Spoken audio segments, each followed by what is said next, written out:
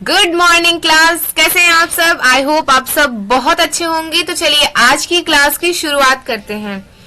जैसा कि आप सबको पता है, आज की क्लास में हम अधिगम के बारे में पढ़ेंगे, यानी अधिगम का अर्थ क्या है, परिभाषाएं क्या है, इनके प्रकार कितने हैं, विशेषताएं, नियम और अधिगम को प्रभावित करने वाले कारक। आज की क्लास में हम इन सब टॉपिक पर चर्चा करेंगे।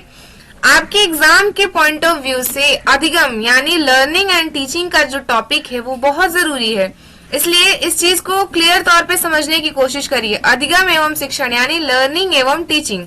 चलिए पहले हम लोग ये जान लेते हैं कि अधिगम क्या है। ठीक है, अधिगम या लर्निंग सीखना एक निरंतर चलने वाली प्रक्रिया है। अधिगम का अर्थ सीखना ही है। ठीक है, यह एक निरंतर चलने वाली और सार्वभौमिक प्रक्रिया है। सार्वभौमिक का मतलब होता है जो सबके लिए हो। ऐसा नहीं है कि अधिगम सिर्फ हमारे आपके लिए है। अधिगम या सीखने की जो प्रक्रिया है वो सबके लिए है, यानी कि वो सार्वभौमिक प्रक्रिया है। व्यक्ति जन्म से ही सीखना प्रारंभ कर देता है और मृत्यु पर्यंत यानी कि मरने तक वो कुछ ना कुछ सीखता रहता है। ठीक है, परिस्थिति तथा आवश्यकताओं के अनुरूप सीखने की गति जो है वो बढ़ती है या घटती है, यानी सीखने के लिए कोई स्थान विशेष अथवा समय नहीं निश्चित होता है। व्यक्ति अपने आवश्यकताओं के अनुसार अथवा परिस्थितियों के वशीभूत उन्हीं के अनुसार किसी भी समय और किसी से भी कुछ भी सीख सकता है। सीखने को अधिगम की प्रक्रिया कहते हैं। सीखने को ही अधिगम कहते हैं। ठीक है, सीखने की प्रक्रिया मानव जीवन में सर्वाधिक महत्वपूर्ण है। व्यक्ति जो भी व्यवहार करता है अथवा नहीं करता है उसका अधिकांश भाग सीखने से अथवा सीखने की प्रक्रिया को प्रभावित करता है। ठीक है, वास्तव में सीखना मानव जीवन की कुंजी है। सीखने के फलस्वरूप ही व्यक्ति अपने व्यवहार में परिष्कार यानी कि परिवर्तन ला सकता है। सीखना अथवा अधिगम एक ऐसी प्रक्रिया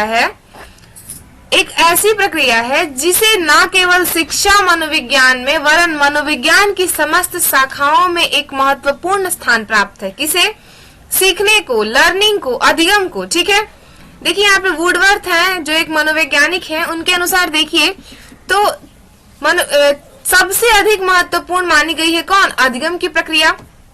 वास्तव में शिक्षा प्रक्रिया का एक आवश्यक एवं महत्वपूर्ण अंग सीखना तथा सिखाना ही है। शिक्षा मनोविज्ञान में तो सीखने की प्रक्रिया को सर्वाधिक महत्वपूर्ण स्थान प्राप्त है। कुछ जन्मजात प्रवृत्तियों तथा सहज प्रवृत्तियों के अतिरिक्त मनुष्य के अन्य समस्त व्यवहार सीखे हुए होते हैं। ठीक है, प्रस्तुत खंड में अधिगम के अर्थ तथा प्रक्रिया की चर्चा की गई है। साधारण शब्दों में समझिए तो अधिगम सीखने यानी व्यवहार के द्वारा व्यवहार में आई एक स्वाभाविक और सकारात्मक प्रक्रिया, सकारात्मक परिवर्तन ही अधिगम है। चलिए अब हम कुछ अधिगम की परिभाषाएं जान लेते हैं। ठीक है, अधिगम क्या है हमने समझा, अब हम अधिगम की परिभाषाओं को जान लेते हैं। तो पहला है वुडवर्थ के अनुसार।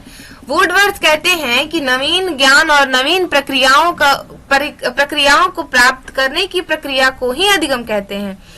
यानी फिर से नवीन ज्ञान और नवीन प्रक्रियाओं को प्राप्त करने की प्रक्रिया सीखने की प्रक्रिया है। यानी कि क्या है?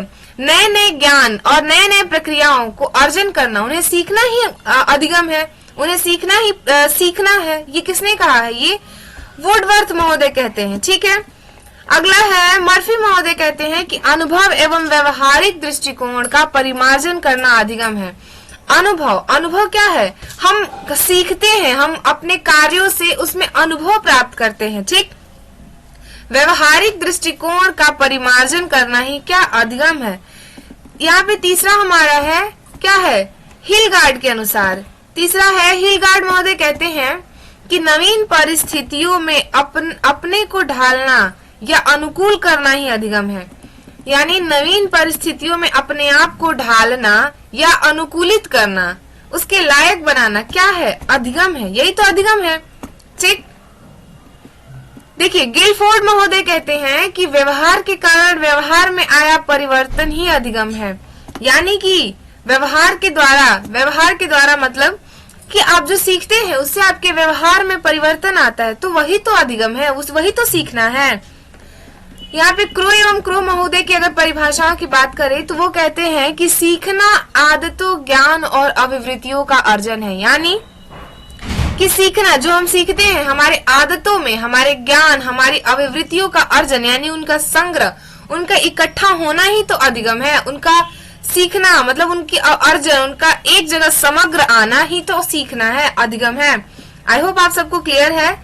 देखिए अगला है क्रो एवं क्रो के देखा हमने क्रो एवं क्रो महोदय के अनुसार।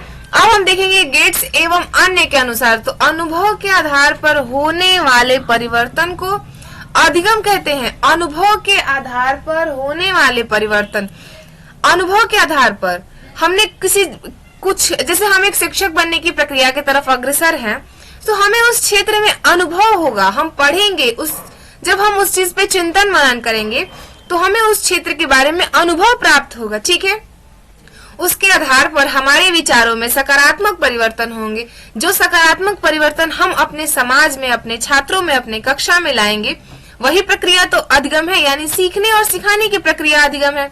ठीक है, स्किनर के अनुसार देखिए तो सीखना व्यवहार में उत्तरोत्तर सामंजस्य की एक प्रक्रिया है। सीखना व्यवहार में उत्तरोत्तर सामंजस्य की प्रक्रिया है। ठीक है, पाल के अनुसार देखिए तो अधिगम व्यक्ति में एक परिवर्तन है। अधिगम जो है वो व्यक्ति में एक परिवर्तन है जो उसे वातावरण के अनुसार होता है। बिल्कुल सही बात है, अधिगम जो है वो व्यक्ति में एक परिवर्तन है, एक परिवर्तन चेंज ही तो ला रहा है, और जो कि वातावरण के अनुसार होता है। जैसा वातावरण होगा वैसा व्यक्ति का व्यक्तित्व होगा। आई होप आप सबको अधिगम क्या है और उनकी परिभाषाएं समझ आई। अब हम नेक्स्ट टॉपिक देख रहे हैं कि अधिगम यानी शिक्षण अधिगम प्रक्रिया को प्रभावित करने वाले कारक क्या हैं। हमने ये तो जान लिया कि अधिगम क्या है, उसकी परिभाषाएं क्या हैं, मतलब कि व्यवहार के द्वारा व्यवहार में आया सकारात्मक परिवर्तन ही अधिगम है, ही सीखना है। अब हम जानते हैं कि हमारी इस प्रक्रिया को यानी कि अधिगम की प्रक्रिया को प्रभावित करने वाले कारक कौन कौन से हैं। तो जिसमें कि हमारा पहला कारक है अभिप्रेरणा यानी कि मोटिवेशन। हमारा दूसरा कारण है उद्देश्यों का स्पष्टीकरण, बिल्कुल सही बात है। पुनर्वलन, तीसरा है रीइंफोर्समेंट यानी कि पुनर्वलन, परिपक्वता, मैच्योरिटी। ठीक है, बौद्धिक योग्यता और क्षमता। और हमारा छठा पॉइंट है विषय वस्तु की रचना, व्यवस्था और अर्थपूर्णता। सातवां है थकान एवं अनुपयुक्त कार्यकारी परिस्थितियां। आठवां है अधिगम हेतु प्रयुक्त विधियां। और हमारा 9 यानी 9वां पॉइंट है शिक्षण के तरीके। अब चलिए हम इन सब को एक एक करके डिटेल करते हैं। यानी कि अब हम अधिगम को प्रभावित करने वाले प्रमुख कारकों के बारे में पढ़ रहे हैं, जिसका कि हमारा पहला पॉइंट आया यहाँ पे क्या है, मोटिवेशन यानी अभिप्रेरणा। चलिए देखते हैं कि ये हमारे सीखने को कैसे प्रभावित करता है, ये हमारे अधिगम को कैसे प्रभावित करता है। अभिप्रेरणा, ठीक है, अभिप्रेरणा अधिगम को अत्यधिक प्रभावित करती है। अभिप्रेरणा लक्ष्य की प्राप्ति के लिए प्रेरणा की मनोदेहित या आंतरिक दशाएं हैं जो उसके इस प्रकार के व्यवहार करवाती है, जो उसे इस प्रकार का व्यवहार करवाती है कि लक्ष्य को प्राप्त कर सके, जो व्यवहार लक्ष्य प्राप्त में सहायक होते हैं। यानी कि मोटिवेशन मनुष्य उन्हें करता है जो लक्ष्य प्राप्ति में सहायक होते हैं और उन्हें त्याग देता है जो उनके लक्ष्य प्राप्ति में सहायक नहीं होते हैं। बिल्कुल सही बात है। देखिए मोटिवेशन एक सीढ़ी की तरह होता है जो कि आपको आपके लक्ष्य की प्राप्ति के लिए आपको सकारात्मक सोच देता है। आप अपने लक्ष्य को प्राप्त करने के लिए सोचेंगे, ठीक है। वो प्रक्रिया क्या है, वो एक मोटिवेशन की प्रक्रिया है, वो एक अभिप्रेरणा की प्रक्रिया है। मतलब आप कहीं से अभिप्रेरित हो रहे हैं उस चीज को करने के लिए, उस चीज को सही करने के लिए, ठीक है। जितना अधिक अभिप्रेरणा होगी अधिगम प्रक्रिया उतनी ही तीव्र होगी, सही बात है। किंतु एक निश्चित सीमा से अधिक प्रेरित करना अधिगम प्रक्रिया को प्रभावित करता है। अभिप्रेरणा बाह्य एवं आंतरिक दोनों प्रकार के होते हैं। बिल्कुल, चलिए देखते हैं कि अभिप्रेरणा आंतरिक और बाह्य प्रकार के दोनों होते हैं। तो कौन कौन से हैं, देखिए प्रशंसा, आलोचना, पुरस्कार, दंड, प्रगति का ज्ञान आदि अभिप्रेरणा की बाह्य अभिप्रेरणा प्रविधियां हैं, ठीक है। ठीक, आकांक्षा स्तर को ऊंचा उठाना, आंतरिक अभिप्रेरणा। शिक्षक यदि बच्चों के, छात्रों के आकांक्षा स्तर को ऊंचा उठाए तो कार्य में, शिक्षा में अधिक लचीलता यानी अधिक रुचि ले सकती है। बिल्कुल, एक शिक्षक अगर अपने बच्चों को अपने कार्यों के प्रति यानी उनके कार्यों के प्रति उन्हें मोटिवेट करे, उन्हें अभिप्रेरित करे तो आप क्या होगा, शिक्षा प्रक्रिया जो है यानी अधिगम की जो प्रक्रिया है वो सुचारू रूप से और एक निश्चित पदानुक्रम में चलेगी। ठीक, आप सबको क्लियर है यहाँ तक? देखिए, मोटिवेशन सक्सेस, यहाँ मोटिवेशन यानी जो हमारी अभी प्रेरणा होती है वो बहुत सारी चीजों से कनेक्ट होती है, जो हमें एक पॉजिटिव थिंकिंग देती है। किसके प्रति? अपने गोल के प्रति, हमारे एटीट्यूड को चेंज करती है और कहीं ना कहीं हमारे सक्सेस की तरफ हमें ले जाती है, हमारी परफॉर्मेंस को बेटर करती है, हमें सपोर्ट करती है, हमें आइडियाज देती है। तो ये सब कार्य हमारे कौन करता है? हमारा मोटिवेशन कर रहा है, यानी हमारी अभिप्रेरणा कर रही है इस चीज को। और ये किस चीज को प्रभावित कर रही है? तो ये हमारे अधिगम को प्रभावित कर रही है, यानी हमारे लर्निंग को प्रभावित कर रही है। अब देखिए कि यहाँ पे एक अध्यापक का कार्य क्या होता है। तो अतः अध्यापक को आवश्यकता अनुसार अभिप्रेरणा की विभिन्न प्रविधियों का प्रयोग कक्ष में अधिगम को बढ़ाने हेतु करना चाहिए। ठीक है, अभिप्रेरणा कक्षा में अधिगम को प्रभावित करने वाले प्रमुख कारक है। इस प्रकार हमने क्या देखा कि अभिप्रेरणा जो है वो अधिगम को पूर्ण रूप से प्रभावित कर रही है।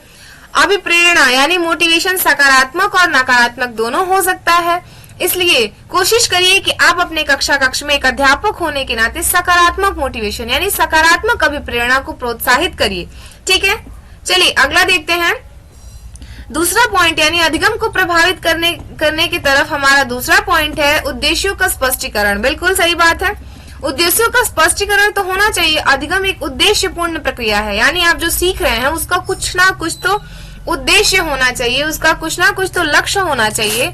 अधिगम को आसान और सार्थक बनाने के लिए अध्यापक को अधिगम के उद्देश्यों को पूर्व में निर्धारित करना चाहिए। बिल्कुल, अधिगमकर्ता के सामने यदि स्पष्ट होगा कि इस विषय वस्तु को वह क्यों सीख रहा है और इसे सीखने के बाद उसकी वह विभिन्न प्रकार से उपयोग किस प्रकार कर सकेगा, तो इस परिस्थिति में उसके समस्त व्यवहार उद्देश्य केंद्रित और तीव्र होंगे। बिल्कुल सही बात है। आप जरा सोचिए कि आपको पता ही नहीं है कि आपको क्या करना है और आप ऐसे बढ़ते जा रहे, तो आप अपने मंजिल तक स्वाभाविक तौर पे नहीं पहुंच सकते या देरी से पहुंचेंगे। लेकिन आपका उद्देश्य क्लियर है कि मुझे एक अच्छा शिक्षक बनना है, मुझे एक अच्छा प्रोफेसर बनना है, मुझे एक अच्छा समाज सेवी बनना है, समाज के कार्यकर्ता बनना है, कुछ भी बनना है, तो आप क्या करेंगे? आपका उद्देश्य अगर क्लियर है, आपका अगर लक्ष्य निर्धारित है, तो आप उसके तरफ रोज यानी अपने छोटे छोटे प्रयासों से बढ़ते जाएंगे। तो क्या कह रहा है कि अधिगम को प्रभावित करने में आपके उद्देश्यों का, आपके लक्ष्यों का स्पष्टीकरण होना चाहिए। मतलब कि आप किस लिए सीख रहे हैं, हम किस लिए सीख रहे हैं, उस चीज को आप अपने माइंड में क्लियर रखिए। इनका स्पष्टीकरण हमारे अधिगम को प्रभावित करता है। सोचिए कि अगर हमारे पास लक्ष्य ना हो पढ़ने का, बस हम पढ़े जा रहे हैं, किस चीज के लिए पढ़ रहे हैं हमें ये नहीं पता, बस हम पढ़ रहे हैं, तो इससे क्या होगा? हम सीखेंगे जरूर, पर हमारा एक निश्चित दिशा नहीं है, हमें करना क्या है ये हमें पता नहीं है। तो अधिगम को प्रभावित करने वाले ये कारक भी हैं। तीसरा पॉइंट हमारा था पुनर्वलन यानी कि रीइंफोर्समेंट। देखिए, पुनर्वलन हमारे अधिगम की प्रक्रिया को किस प्रकार प्रभावित करता है? तो पुनर्वलन अधिगम को प्रभावित करता है। पुनर्वलन वह प्रक्रिया है जिसमें यदि कोई उत्तेजक प्रतिक्रिया के तुरंत बाद प्रस्तुत किया जाए तो उससे प्रतिक्रिया शक्ति में वृद्धि होगी। ठीक है, यदि बालक को कक्षा में सक्रिय अनुक्रिया करने पर तुरंत पुनर्वलन दिया जाए तो उसके अधिगम में वृद्धि होगी। कक्षा शिक्षण में बालक के अधिगम को शाब्दिक और अशाब्दिक पुनर्वलन द्वारा प्रभावित किया जा सकता है। ठीक है, यहाँ पे समझ आई बात आपको? पुनर्वलन यानी रीइंफोर्समेंट, यानी जब बच्चा अगर आप कक्ष में है, बच्चा आपके किसी प्रश्न का उत्तर दे रहा है और वो अपने प्रश्न के उत्तर देने में कहीं अटक रहा है या कुछ वर्ड उसे नहीं मिल रहे हैं, तो आप एक सकारात्मक रीइंफोर्समेंट यानी पुनर्वलन, सकारात्मक पुनर्वलन दीजिए कि कोई बात नहीं बेटा, शाबाश, कोशिश करो। अच्छा, ये वर्ड है, जैसे आपने कुछ उसके वर्ड बताए, तो वो क्या करेगा? उस चीज को कनेक्ट करके बोलना शुरू करेगा। ठीक, या फिर अगर वो नहीं बता रहा है तो चलो कोई बात नहीं, अगली बार से पूरी मेहनत करना, कोशिश करना और इस चीज को तैयार करके आना। ठीक, अगर वो बता रहा है तो बहुत बढ़िया, शाबाश, वेरी गुड, और बहुत अच्छे, ऐसे ही पढ़ते रहो। इस तरह की प्रक्रियाएं क्या कहलाती हैं? ये रीइंफोर्समेंट है, ये पुनर्वलन है। ये बच्चे को हम एक अलग एनर्जी दे रहे हैं कि वो अपने प्रक्रिया में सुधार करे और उसे फिर बेटर करे। ठीक, चलिए अगला देखते हैं, परिपक्वता। ठीक है, परिपक्वता देखिए तो अधिगम तभी संभव होता है जब बालक उसके अनुकूल निश्चित स्तर की परिपक्वता प्राप्त कर लेता है। अगर 6 माह के बच्चे को चलना सिखाया जाए तो व्यर्थ ही होगा ना, क्योंकि उसकी मांसपेशियां इतनी परिपक्व नहीं हुई हैं कि वह चलना सीख जाए। ये भी सही बात है। इसलिए मनोवैज्ञानिक कहते हैं कि अधिगम तभी अधिक होगा यदि शैक्षिक क्रियाएं बालक के विकास के अनुकूल होंगी। यानी अध्यापक द्वारा उन माता पिता को इस सिद्धांत की जानकारी दी जानी चाहिए जो कि 2.5 या 3 वर्ष के बच्चे की शिक्षण उपलब्धि के प्रति अत्यधिक महत्वाकांक्षी हो जाते हैं। सही बात है ना। यानी कि ये क्या कह रहा है कि सीखने की प्रक्रिया को सही है कि हमारी परिपक्वता भी तो उसे प्रभावित करेगी। अब 6 महीने के बच्चे को आप अपनी सीटेट वाली बुक पकड़ा दीजिए तो उसको कुछ समझ भी नहीं आएगा, उसके पल्ले भी नहीं पड़ेगा। सही बात है। तो परिपक्वता यानी हमारी मैच्योरिटी भी कहीं ना कहीं हमारे शिक्षण को प्रभावित करती है। बहुत ऐसे गॉड गिफ्टेड बच्चे होते हैं जो अपने कम उम्र में बड़ी से बड़ी उपलब्धियां प्राप्त कर सकते हैं, पर हम सबको समान रूप से रख के किसी चीज को पढ़ते हैं। यानी कि हम किसी एक बच्चे को सामने रख के उसे मुद्दा बना के नहीं पढ़ते हैं ना। तो हमारे लिए तो कक्षा के सभी बच्चे जरूरी है, इंपॉर्टेंट है, देश के भविष्य हैं। तो हम सबको ध्यान में रखकर अपने बातों को कहेंगे। ठीक है, तो आप किसी एक टॉपिक या किसी एक बच्चे को लेके प्लीज इस तरह के डाउट अपने मन में ना पालिए। कोल सैनिक ने उचित ही कहा था कि परिपक्वता और सीखना पृथक प्रक्रियाएं नहीं है, वरन परस्पर संबंध और एक दूसरे पर निर्भर करती हैं। बिल्कुल, परिपक्वता और सीखना यानी कि परिपक्वता जो है और सीखना एक दूसरे पर ही तो निर्भर करता है। बच्चा धीरे धीरे परिपक्व यानी अपने मांसपेशियों पर कंट्रोल पाना शुरू करता है। मतलब कि वो धीरे धीरे पैर रखना शुरू करता है अपने आप, अपने मांसपेशियों पर अगर वो कंट्रोल पाना शुरू करेगा तो एक एक करके पैर रखेगा तो क्या होगा, वो चलने की प्रक्रिया को सीख जाएगा। तो ये भी तो अधिगम हुआ, ये भी तो लर्निंग है। तो ये भी प्रक्रिया हमारे अधिगम यानी हमारी लर्निंग को प्रभावित कर रही है। अगला देखते हैं बौद्धिक योग्यता और क्षमता की प्रक्रिया। अब हम चलिए ये देख लेते हैं कि ये प्रक्रिया हमारे अधिगम को किस प्रकार प्रभावित करती है।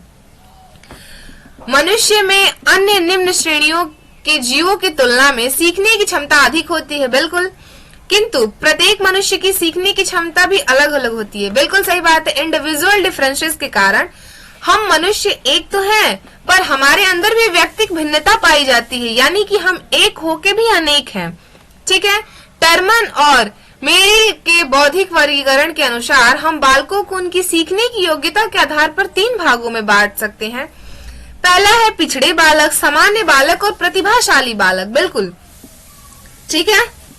अतः अध्यापक को बौद्धिक योग्यता के अनुसार सीखने की प्रक्रिया आयोजित करनी चाहिए। बिल्कुल, आप खुद सोचिए कि अगर आपके कक्ष में अगर एक शिक्षक और एक कक्षा का रेशियो एक शिक्षक पे 30 से 35 विद्यार्थी होने चाहिए, तो अगर आपकी कक्षा में सामान्य बच्चे हैं यानी कुछ पिछड़े बच्चे हैं, कुछ सामान्य बच्चे हैं, कुछ प्रतिभाशाली बच्चे हैं, तो आपके प्रश्नों की या आपके पढ़ाने की प्रक्रिया जो है वो इस स्तर की होनी चाहिए कि सभी बच्चों को समान लाभ मिले। अब आप ऐसा ना पढ़ाएं कि सिर्फ प्रतिभाशाली जो बच्चे हैं उन्हें समझ आ रहा है, इनको थोड़ा बहुत आ रहा है, इनको कुछ आ ही नहीं रहा है, तो ये आपकी लर्निंग जो है वो इफेक्टिव लर्निंग नहीं होगी।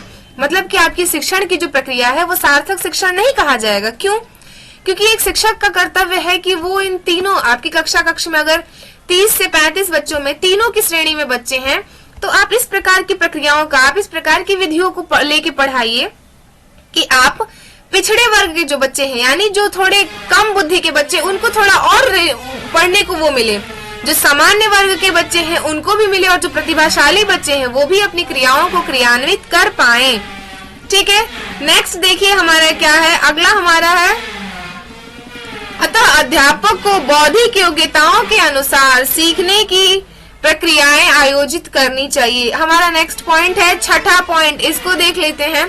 तो विषय वस्तु की रचना, व्यवस्था और अर्थपूर्णता, इसको कैसे समझेंगे कि ये हमारे अधिगम को किस प्रकार प्रभावित करता है। तो विषय वस्तु की संरचना उसका कठिनाई स्तर अधिगम को प्रभावित करता है। विषय वस्तु अधिगमकर्ता के स्तर के अनुकूल नहीं होगी तो जो सीखने की गति है वो मंद हो जाएगी और अधिगम की प्रक्रिया में विषय वस्तु के प्रस्तुतिकरण में क्रम का भी प्रभाव पड़ता है। यदि विषय वस्तु शिक्षण सूत्रों के अनुसार व्यवस्थित हो जाए तो अधिगम प्रक्रिया सरल हो जाएगी। समझ आई बात? नेक्स्ट देख लीजिए। देखिए, विषय वस्तु यदि अर्थपूर्ण होगी तभी तो सीखने में मजा आएगा, उसमें गति आएगी। अर्थपूर्ण शिक्षण नहीं, हम किसी बुक को लेके आए, समझिए यहाँ पे, और उससे हमें बहुत ज्यादा लाभ नहीं मिल रहा, हमें उससे बहुत ज्यादा बेनिफिट नहीं मिल रहा, तो ये हमारी अर्थपूर्ण शिक्षण कहाँ हुई? हमने उस चीज का अर्थ ही नहीं समझा। हमने बहुत मोटी मोटी किताबें पढ़ ली, हमने बहुत बड़ी बड़ी बातें कर ली और हमें उस चीज का अर्थ नहीं, हम उसे अपनी व्यवहारिकता में नहीं ला रहे, तो क्या ये अर्थपूर्ण अधिगम हुआ? बिल्कुल नहीं हुआ।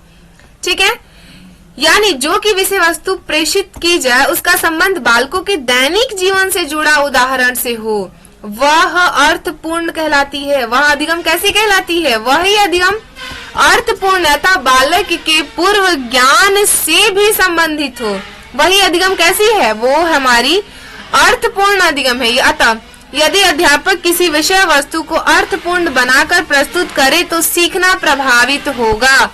विषय वस्तु की मात्रा भी बालक के स्तर के अनुसार होनी चाहिए। ठीक है, थोड़ी सी साउंड की प्रॉब्लम हो रही है, मैं क्या ही बोलूं, छोड़िए। 7वां पॉइंट हमारा ये है कि थकान एवं अनुप्रयुक्त कार्यकारी परिस्थितियां। ठीक है, थकान एवं अनुप्रयुक्त कार्यकारी परिस्थितियां जो है वो थकान की स्थिति में व्यक्ति की कार्य क्षमता घट जाती है और कार्य की गुणवत्ता भी प्रभावित होती है। थकान शारीरिक या मानसिक हो सकता है। बालक द्वारा लंबे समय तक कार्य करने के बाद उसकी अधिगम की गति धीमी हो जाती है और कार्य के प्रति अरुचि उत्पन्न हो जाती है। अतः बालक को बीच में विश्राम देने से वह पुनः सक्रिय हो जाता है। इसीलिए तो जब आपकी क्लासेस होती है, जब आपकी स्कूलिंग होती है, तो आपको लंच ब्रेक दिया जाता है। हर क्लास के बाद आपको 5 मिनट का गैप दिया जाता है। क्यों? ताकि आप अपने एनर्जी को फिर से लाए और फिर से नई क्लास में एक नए एनर्जी के साथ, नए जोश के साथ जाएं। ठीक है, कार्य की विपरीत भौतिक परिस्थितियां जैसे बैठने की उपयुक्त व्यवस्था न होना, शोर, विद्यार्थियों की बहुत अधिक संख्या, कम रोशनी, अपर्याप्त हवा आदि अधिगम की गति को कम कर देती है, क्योंकि ऐसी परिस्थिति में थकान भी जल्दी हो जाती है। अतः कक्षा में मनोवैज्ञानिक पर्यावरण के साथ साथ भौतिक वातावरण भी अधिगम को प्रभावित करता है। ठीक, अधिगम हेतु प्रयुक्त विधियां देखिए। टीचिंग मेथड, ये भी हमारे अधिगम को प्रभावित करेगा ना। टीचिंग मेथड भी तो हमारे अधिगम को ही प्रभावित करेंगे। देखिए, अधिगम की प्रविधि भी सीखने को प्रभावित करती है। जिन विद्यार्थियों में बालकों को पढ़ाने के पूर्व तत्पर किया जाता है, अधिगम प्रक्रिया के दौरान विभिन्न क्रियाएं कराई जाती हैं। बालक स्वयं के अनुभव द्वारा सक्रिय रहकर ज्ञान अर्जित करता है। उन विधियों द्वारा अधिगम शीघ्रता से वह स्थायी होती है। अतः अध्यापक को शिक्षण में एक ऐसी विधियों का प्रयोग करना चाहिए जिसमें अध्यापक की सक्रियता कम हो और विद्यार्थी की सक्रियता अधिक हो। ऐसा नहीं है कि बस टीचर ही कूद के पढ़ा रहे हैं और बच्चे क्लास में सो रहे हैं, ऐसा नहीं होना चाहिए। ठीक है, विद्यार्थियों को स्वयं कार्य करने का अवसर मिलना चाहिए। आपकी क्लास एक क्रिएटिव क्लास होनी चाहिए। अतः कहा जा सकता है कि अधिगम को प्रभावी बनाने में योगदान देने वाले अनेक कारक अथवा अनेक दशाएं में सामूहिक रूप से सहयोगिक हो सकती है। विद्यालय की संपूर्ण परिस्थितियां बालक के अधिगम को बिल्कुल प्रभावित करती है। रायबर्न के शब्दों में कहा जा सकता है कि विद्यालय की वह संपूर्ण परिस्थितियां जिसमें बालक स्वयं को पाता है, जीवन से जितना अधिक संबंध होगा उस परिस्थितियों का, उस कनेक्ट करके आप पढ़ाएंगे, उसका अधिगम उसी मात्रा में फलदायक और अस्थायी होगा। इसलिए आप अपने टॉपिक को बच्चों के व्यवहारिक जीवन से जोड़ के पढ़ाइए ताकि बच्चे उससे रिलेट कर सके और उसको याद रख सके। ठीक, अब हमारा लास्ट है कि शिक्षण के तरीके। तो कक्ष में यदि शिक्षक अपने परंपरागत तरीके से शिक्षण करवाए तो बच्चे सीख नहीं पाएंगे या कम सीख पाएंगे, क्योंकि आप परंपरागत तरीके से गए, बुक खोल के पढ़ाएं, आप पढ़ रहे हो नहीं पढ़ रहे हो, इससे हमें कोई मतलब नहीं है। हमने तो अपने 40 मिनट की क्लास को खत्म किया, बात खत्म। ऐसा बिल्कुल नहीं होना चाहिए, ये एक गलत प्रक्रिया है। अतः अधिगम प्रभावित तभी होगा जब शिक्षक को ध्यान रखना होगा कि बच्चे किस तरह से सीखना चाहते हैं। मतलब कि चाइल्ड सेंटर्ड एजुकेशन है, हमें बाल केंद्रित शिक्षा की तरफ आगे बढ़ना है। इससे नहीं कि हम उनको कैसे सिखाना चाहते हैं, हम देखें कि वो किस मेथड से सीखना चाहते हैं, वो किस विधि से पढ़ना चाहते हैं, वो खेल खेल में पढ़ना चाहते हैं, वो लिख के पढ़ना चाहते हैं, वो प्रोजेक्ट मेथड से पढ़ना चाहते हैं। यानी हम अपने टॉपिक को उनके व्यवहारिकता से जोड़ के पढ़ाएं, जिसको हम इफेक्टिव टीचिंग कहेंगे। ठीक, यही था। ठीक है, लास्ट है क्या? हाँ, बच्चों अच्छे तरीके से सिखा सकते हैं। एक विद्वान है, वो कहते हैं कि यदि कुछ बच्चे हमारे सीखने के तरीकों से सही नहीं सीख पाते हैं तो शायद हमें उस सीखने के तरीकों से सीखना चाहिए। बिल्कुल, अगर हमारे सीखने के तरीके, अगर आपका कोई भी मेथड आपके बालक यानी आपके क्लास के बच्चों को नहीं सिखा पाता है तो आप अपने उस मेथड को तुरंत चेंज करिए और उसके जगह पे एक नया मेथड लीजिए जो कि आपके बच्चों को, आपके स्टूडेंट को, आपके छात्रों को आपका टॉपिक सही और व्यवहारिकता से जोड़ के समझा सके। ठीक है, अधिगम को प्रभावित करने वाले कुछ व्यक्तिगत कारक भी है। प्रभावित करने वाले देख लीजिए, जैसे कि विषय वस्तु की सामग्री, प्रस्तुतिकरण, बालकों का शारीरिक एवं मानसिक स्वास्थ्य, जैसे मैंने बताया ही, सीखने की इच्छा भी होनी चाहिए तभी तो हम सिखाएंगे। परिपक्वता, समय का ध्यान, थकान, अभिप्रेरणा, सीखने की रुचि, वातावरण, परीक्षण और अध्यापक की भूमिका। इस प्रकार आज का हमारा टॉपिक अधिगम को प्रभावित करने वाले कारक और अधिगम क्या है, इस प्रक्रिया को हमने आज देखा, पढ़ा, समझा। आई होप आप सबको समझ आया हो, क्लियर हुआ हो टॉपिक। अगर आपको चीजें समझ आती हैं, अगर आपको अच्छे से समझ आता है तो बहुत अच्छी बात है, समझिए, जो कि आपके एग्जाम के लिए बहुत ज्यादा जरूरी है। हम कोशिश करते हैं कि हम अपने वीडियोस के माध्यम से आपके टॉपिक को क्लियर कर पाएं। मिलेंगे आपसे नेक्स्ट वीडियो में, तब तक के लिए thank you so much. Thank you for watching.